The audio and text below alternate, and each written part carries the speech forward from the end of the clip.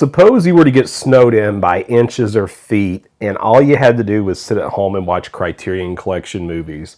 Well, if you were in such a spot, you might want to start with something thematic, such as The Spy Who Came In From the Cold. Now, this is a Masters of Cinema Eureka copy that I have, but it's very good. It very much belongs in the collection. It's based on a novel about a Cold War spy. He's on this dangerous final mission in Germany, and he runs into this librarian, and she plays a pretty big role in his life and some of the spy work that goes on. Note, this isn't a James Bond style spy movie. It's a little bit more of a thinking kind of film. A lot of dialogue, very dialogue heavy, very slow moving. But I really enjoyed the performances, and I do actually like the political side of this because some of the content that is discussed here isn't something you would see in those more action-oriented spy thrillers. But I think the cover here is perfect. When you see him under duress here, in this case in confinement, I think you're going to find that's very thematic. I watched this about a year ago. I would consider watching it again during this particular time. Interesting, the guy who directed it, Martin Ritt, did HUD. Now, I like HUD quite a bit, and I believe there was a recent release of that I've been trying to get a hold of, but it keeps being unavailable every time I go to get it. It's a Paul Newman film. That's great. Watch a Paul Newman film. If you know, The Hustler. I want to watch The Hustler here. Anyway, what was I talking about? Oh, speaking of being stuck inside the house. So I had an idea of something I want to try. And if you've ever tried it, let me know. So this is a Halloween movie traditionally, Night of the Living Dead. But I thought it might be interesting to watch this film again in a snowstorm. And the reason I say that is if you're unaware of Night of the Living Dead, this is like the original, in my mind, the original zombie movie. I'm being a little bit cavalier with that definition, but this is sort of the grandfather of the modern zombie phenomenon. And it was shot on a very small budget, and as you know, probably there is this simple tale of a group of strangers trapped in a farmhouse, and they're fighting off these different zombies. When I was learning about this, the last time I looked into it, I think that they had to eat like real like animal stuff. The people outside, it was really gross, and everybody had to kind of pitch in and work together on this film. The house that they were using was actually like set to be demolished, I think, and so they could like really beat it up with boards and different stuff, and it keeps that gritty, authentic feel as a result. And the reason I thought about watching this during a snowstorm was that, you know, it's like the snow's the zombies. Just a little thought I had, it might be kind of a fun one. But if you've never watched the original Night of the Living Dead and think it might be like just kooky and old and stupid, it's really not. It's a really smart, really clever horror film with a great protagonist who had, to my understanding, like a theatrical level of training. It's pretty good, especially the 4K restoration. If you want something that will help you, let me say, like dissociate a little bit from your environment, especially like I know sometimes when you're trapped inside for a while, you really want to kind of feel like you're getting out with the movie, right? You want an escape. But for me, when the weather's cold and I'm sort of tucked inside, but I still want an escape, but I still want my mind kind of working, a film that I talk about every so often I think is great for that and has plenty of warmth in it, okay? Because it's literally part of this is shot in Big Bend National Park, and it's a very warm film.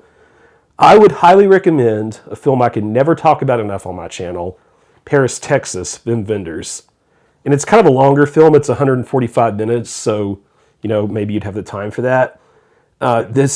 So Harry Dean Stanton is out there in the desert, and we don't know why, what he's done. His brother, Dean Stockwell, has to pick him up because he's just sort of wandering around out there. And he takes him back home, hours and hours away, and you learn about his relationship with his former lover, with his child, how all of those elements blend together. And it's an emotionally touching, very beautiful film. It's one of Wim Wenders' very best, besides maybe Perfect Days, and just a tremendous film that I think if you have the time to sit down with, could be very good. In this kind of a setting, in fact, I was just thinking, like, I want to watch a Wim Wenders film in the snow when I'm stuck at home, and this is like perfect. The photography in this film is just beautiful. Such a gorgeous film. Since you have some time, maybe, again, we're assuming there's a big snowstorm and you're stuck at home, it would be a really good idea in my mind, something I like to do sometimes is just explore a character in sort of a long form. So So I did this over Christmas break. I did this with Fanny and Alexander, where I could examine a couple characters over a long period of time. Really enjoyed that experience. But I think that a snow-in would be a really good time to deal with the Apu trilogy if you've never watched it. It's called A Breathtaking Milestone that brought India into the golden age of international art house film. And it is artsy. This is a slower moving kind of art film. So basically, over the course of 3 films, this child out in the country, it becomes a student and he becomes successful, and he very much, it's not quite a rags to riches story, but he is able to receive an education in a different life. And if you have the time to watch each film back to back, I think that could be pretty helpful. I did not get to do that. I ended up watching the first film, which is awesome. And then the other 2 I watched like years later. Now I kind of want to go back and see them all again, because being able to see this character all at, sort of closer together might make it even a little better.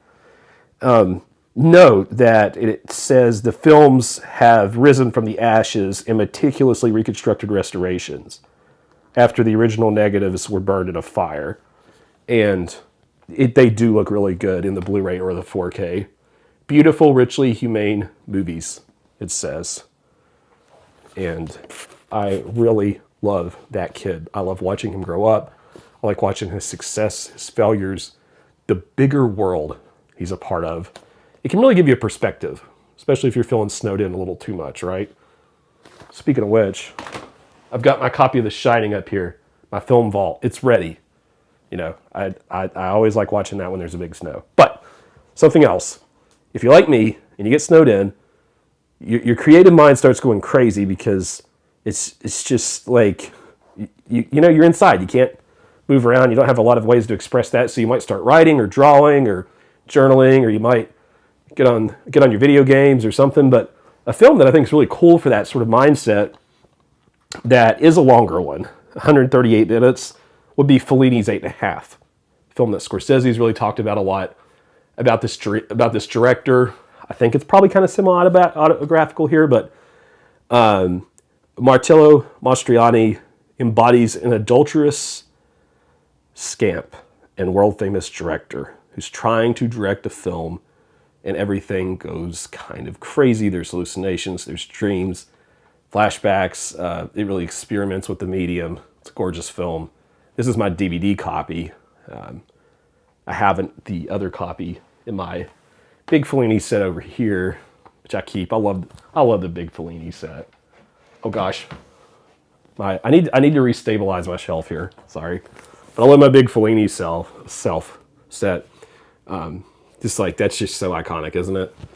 But yeah, it's a great deep imaginative film. If you didn't want to do that one, La Dolce Vita would be a good one I've talked about before. That was one of my very first Italian films I really fell in love with. But it's cool to get lost in something like that, right? So these are some ideas I have for those of you who are looking for things you might want to watch. Some of these are on the Criterion channel if you can't necessarily get a copy.